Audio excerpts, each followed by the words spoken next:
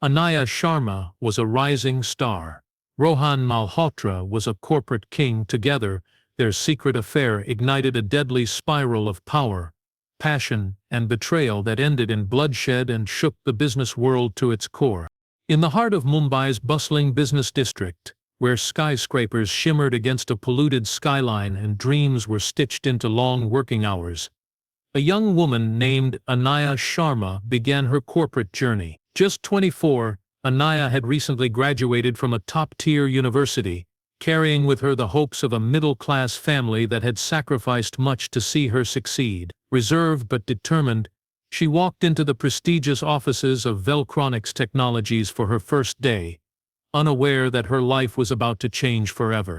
Velcronix wasn't just any company, it was a name that carried weight in India's tech industry. With multinational clients and billion-rupee projects, the workplace was fiercely competitive and high-pressure. Anaya, however, wasn't intimidated. From her first week she stood out. Her team noticed how quickly she grasped complex systems, and how she quietly took initiative without seeking attention. She stayed late, volunteered for difficult assignments, and always delivered high-quality results. Her hard work did not go unnoticed, especially by those sitting at the top. Rohan Malhotra, the company's director and one of its founding members, was known for being enigmatic and sharp. In his early 40s, he commanded every room he entered. Rumors surrounded him about secret deals, internal politics, and occasional favoritism, but no one dared challenge him. He was untouchable. Rohan first noticed Anaya during a quarterly review meeting, where she presented a small project's unexpected success. Her presentation was clear, well-prepared, and confidently delivered. Impressed, he asked to speak with her privately afterward, telling her she reminded him of himself in his early years, driven, focused, and fearless. This interaction marked the beginning of their connection. Soon Rohan began inviting her to brainstorming sessions reserved for senior managers. He praised her ideas, requested her presence at client meetings, and sent late-night emails thanking her for her dedication. Anaya, flattered and ambitious, believed she had found a true mentor. She felt chosen, seen in ways she hadn't expected. Her colleagues, meanwhile, began whispering about her closeness with the boss, but she brushed off their suspicions as envy. The professional mentoring soon evolved into something more personal. Rohan started sending her books with notes in the margins, inviting her to weekend strategy dinners, and casually dropping hints about how unhappy he was in his personal life. Anaya, still young and emotionally vulnerable, was drawn in. Her phone began lighting up at night with texts that grew warmer, more intimate. He told her she inspired him. She started seeing a future beyond the job, a future where she mattered not only professionally but emotionally in someone's life who held immense power. At first, she tried to justify the growing relationship. She told herself it was mutual, consensual, and mature. But beneath the admiration and secrecy, a complex dynamic was forming, one where power, desire, and control began to blur. Anaya didn't realize that she was stepping into a dangerous web spun with charm, manipulation, and hidden motives. All she knew was that she was rising quickly, quietly, and dangerously close to a man who had everything to lose and nothing he wouldn't do to protect it. The relationship between Anaya and Rohan quickly evolved from subtle glances and professional praise to secret meetings and intimate conversations. What had started as mentorship transformed into a full-blown affair, carefully hidden from the watchful eyes of colleagues and office gossip. Their affair had its own rhythm. They exchanged encrypted messages during work hours, used burner email accounts for personal communication, and chose locations far from their office for private dinners. Rohan knew exactly how to cover his tracks. At the office, people began to notice changes. Anaya was climbing the ranks too quickly.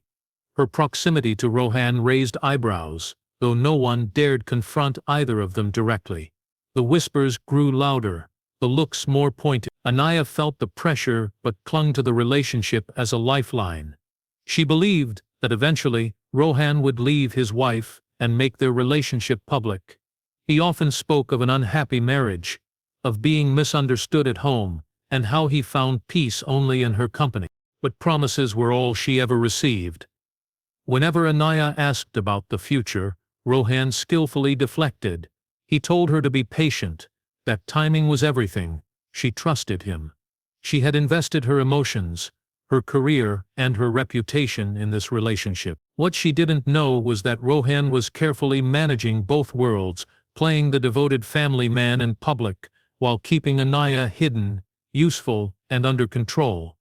And with every passing week, the foundation of her trust was slowly, silently cracking beneath her feet.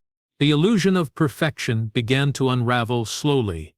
At first, it was subtle, a missed call here, a delayed response there. Anaya, who was once Rohan's top priority, began noticing shifts in his behavior. He grew distant, preoccupied, and no longer made time for their secret lunches or late-night video calls. His tone had changed. Where there was once warmth, now there was cold formality. She told herself he was just busy, that work and family obligations had temporarily taken over, but deep down, unease was setting in. The office atmosphere grew heavy too. Anaya started receiving strange looks from colleagues, some mocking, others filled with witty. Whispers followed her when she walked through the hallway. Her performance, once applauded, was now under constant scrutiny. Projects she once led were reassigned without explanation. It became clear that someone was deliberately pulling her back into the shadows. She tried confronting her team lead about the changes, but the conversation was vague and dismissive. She was told to stay focused and be patient. Nothing made sense. Soon, things worsened. An anonymous complaint was submitted to the Human Resources Department, accusing Anaya of having an inappropriate relationship with a senior executive, and using it to gain unfair professional advantage. Though her name wasn't directly mentioned, everyone knew who it was about. A discreet internal investigation was launched. Anaya, shocked and humiliated, reached out to Rohan for support. She expected reassurance, a plan to handle things together, but he didn't pick up her call. Instead, she received a short message. "Don't worry, stay quiet. I'll take care of it." Those words, meant to calm her, only deepened her fear. For days, she waited for him to act, to clear her name, to speak to HR, to stand by her, but he remained silent. Behind the scenes, Rohan was working hard, not to protect Anaya, but to shield himself.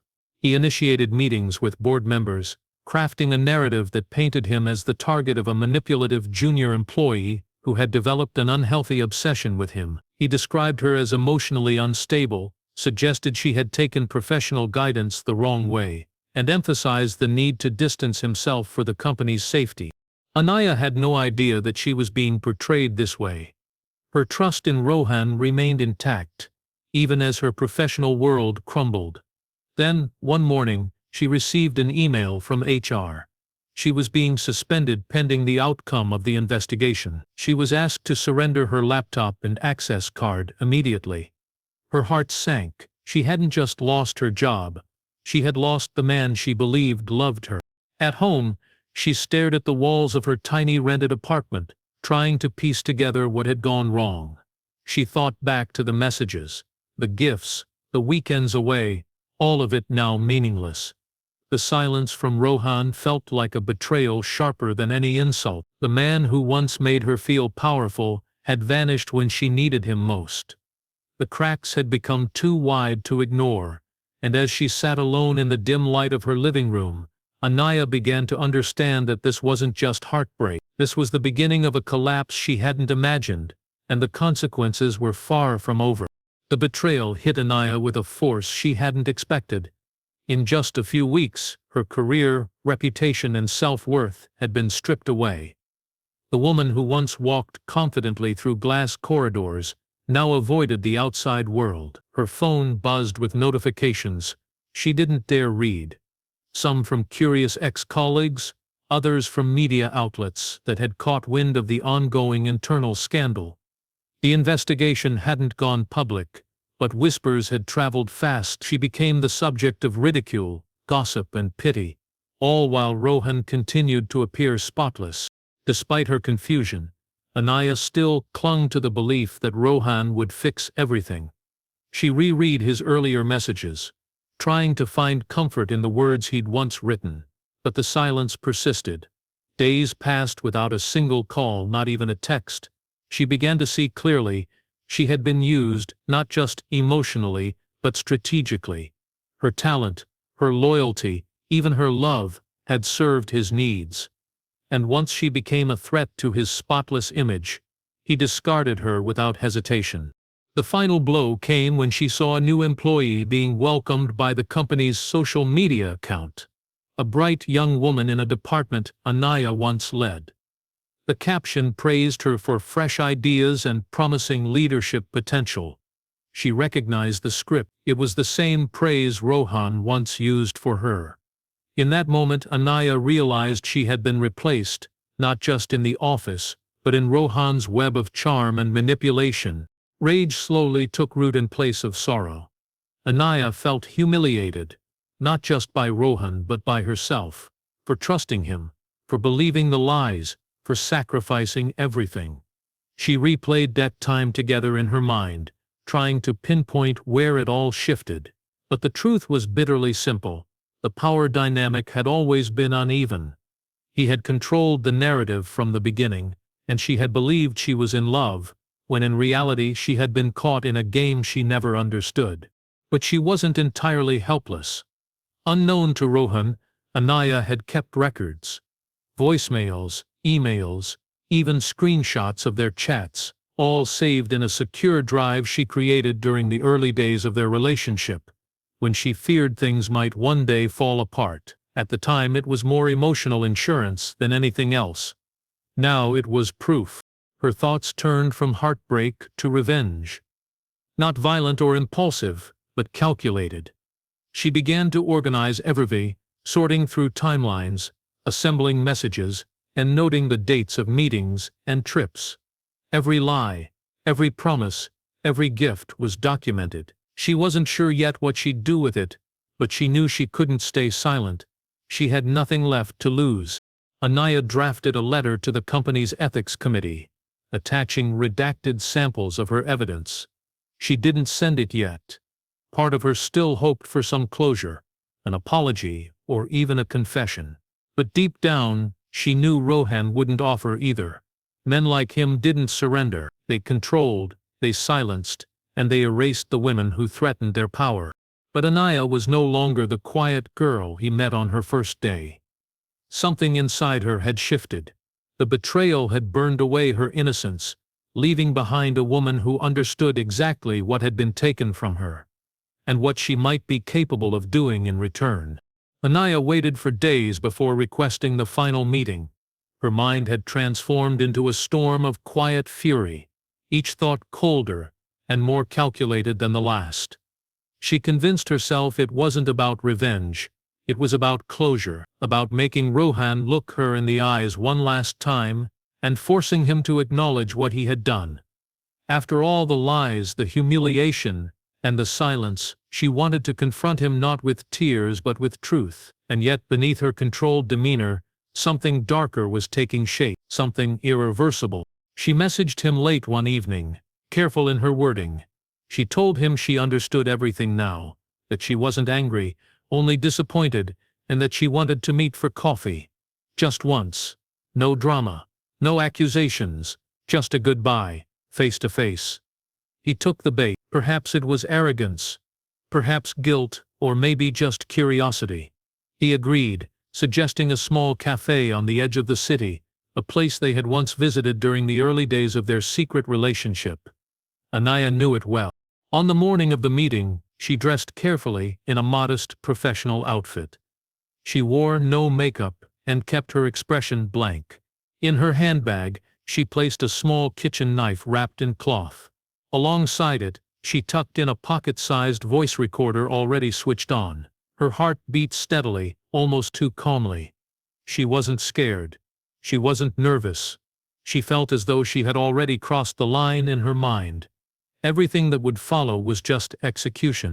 At the cafe, Rohan arrived a few minutes late, looking casual and composed. He greeted her with a brief smile, as though nothing had happened between them. As if she hadn't been dragged through professional ruin while he walked away untouched. They sat at a corner table, away from others. The conversation began light, awkward. He spoke like a man tying up loose ends, detached, polished, and emotionally absent. He told her again that their connection had been a mistake, that he had been under stress, that she had misunderstood a lot of things. Anaya listened, letting him talk, letting him dig his own grave.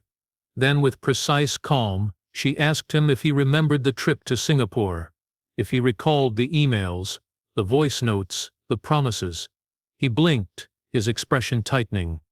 He didn't know she had everything, every word, every lie. When she mentioned the investigation and how he had twisted the truth to protect himself, his face lost color. He tried to brush it off, but she could see the flicker of fear. They left the cafe soon after.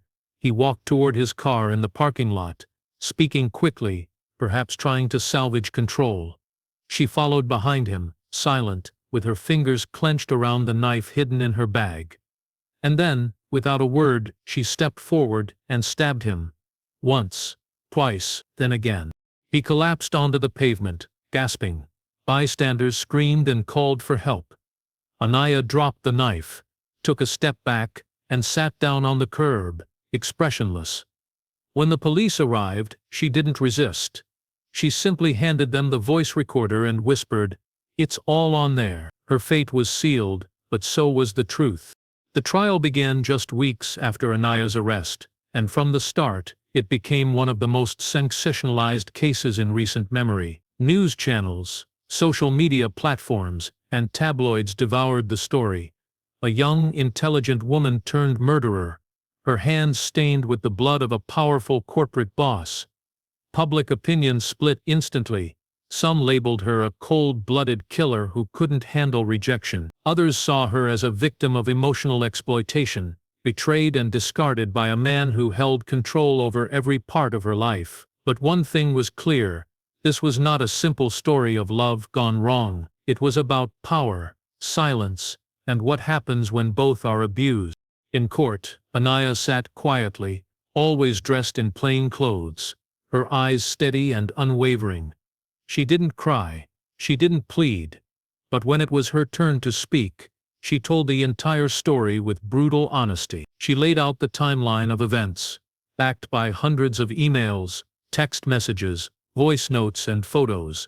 She described how Rohan had lured her in with praise and promises, isolated her, manipulated her choices, and then abandoned her when she became inconvenient. She explained how the corporate investigation was used not to seek justice, but to protect his reputation and erase her voice. And most importantly, she exposed how he had used his position, not just to advance her career, but to control every aspect of her personal life. The court listened. The media twisted every word. While Rohan's family tried to preserve his image as a respected businessman and loving father, evidence painted a more disturbing portrait. Colleagues came forward, some confirming Anaya's account, others too scared to speak. The company, under growing pressure, admitted to management failures and quietly settled an internal inquiry without naming names. It was a soft way of accepting guilt without accepting responsibility. Anaya's defense team argued for psychological and emotional abuse, citing the intense power imbalance and her mental state at the time of the killing. A psychiatrist testified that she had been suffering from chronic anxiety, depression, and trauma, worsened by prolonged emotional manipulation. The prosecution pushed for murder, calling it a premeditated act. They pointed to the knife, the voice recorder, the calm nature of the attack. But public sentiment had already shifted. Many saw the act not as calculated cruelty, but as the desperate breaking point of someone pushed too far. In the end, the court convicted Anaya of culpable homicide not amounting to murder. She was sentenced to 12 years in prison. Outside the courthouse, reactions were mixed. Some wept, some protested, and some simply watched in silence. But for Anaya, the verdict was only part of her story. She began writing from her prison cell, a memoir that detailed not just her affair with Rohan, but the silent epidemic of exploitation and power abuse within professional spaces. Her words resonated with thousands, especially young women in similar environments. Her book became a bestseller. Years later, her story continued to spark debate, inspire reforms, and haunt corporate boardrooms. Anaya Sharma had lost everything, but in telling the truth, she had reclaimed her voice and left behind a legacy no one could erase.